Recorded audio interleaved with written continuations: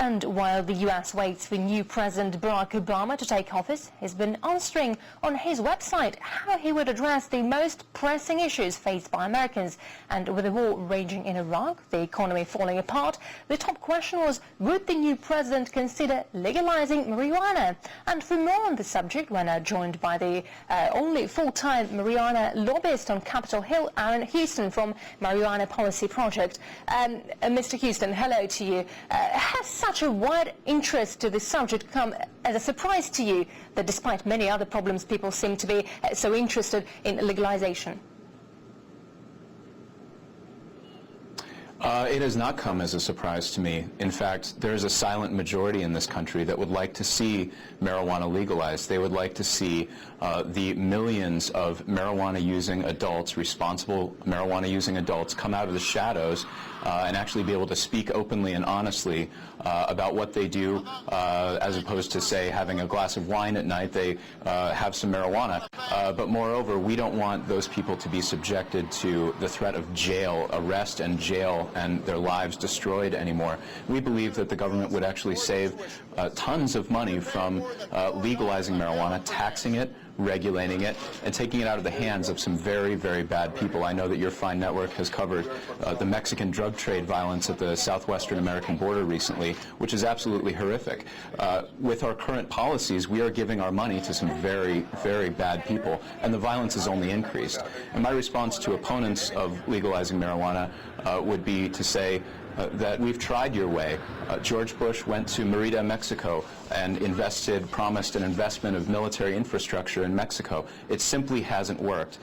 With respect to the Obama website, I'm not at all surprised that users of the website voted on this question. It happened spontaneously. Oftentimes when these sorts of things occur, there is as the result of groups like mine driving people to the site, trying to get people to visit the site and vote on the issue. We didn't do that in this case. It was a spontaneous uprising excuse me, of a silent majority online who voted to ask this question of Barack Obama. Will he consider legalizing marijuana? And by all accounts, it would save the government a tremendous amount of money. By conservative estimates, it would save around $14 billion a year. By a less conservative estimate, it could save around $40 billion a year. So it's actually a very directly relevant issue to the economic crisis we find ourselves in today.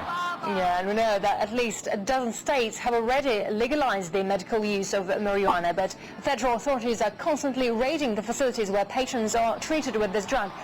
This is a rather paradox situation.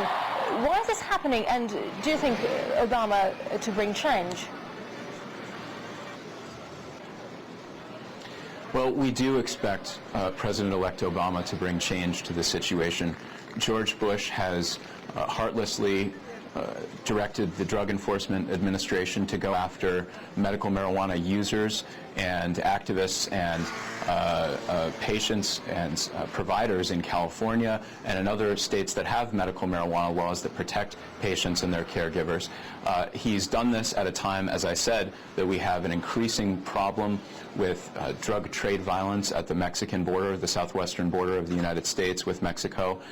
So it really makes very little sense that he's directing the Department of Justice in this country and the Drug Enforcement Administration to pursue people who are simply following their doctor's orders. They are simply following the recommendation of their doctors that medical marijuana works for them and is beneficial for them and the condition that they find themselves suffering from. Yes. It's absolutely ridiculous that the Bush Justice Department has been focusing on this as a priority. It's a unique facet of American constitutional law that allows states to make their own policies with respect to policing and criminal justice matters. So it seems odd as a legal intricacy, but in fact it's this very intricacy in American constitutional law that allows the states to have laws that are somewhat inconsistent with the federal law.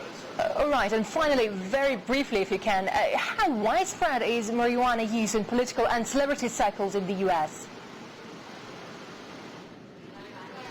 Oh, it's incredibly widespread. As I said before, there's a silent majority out there. Being a marijuana lobbyist, I find myself in the position of being like a priest sometimes, where people will simply confess their experience with the substance to me because of the job that I have. And I will tell you, I've heard such confessions, as it were, from everyone from congressmen in the United States Congress to bike couriers on the street. So it's a very, very common thing in the United States. We need to change these laws so people are not living under the threat of arrest anymore. All right.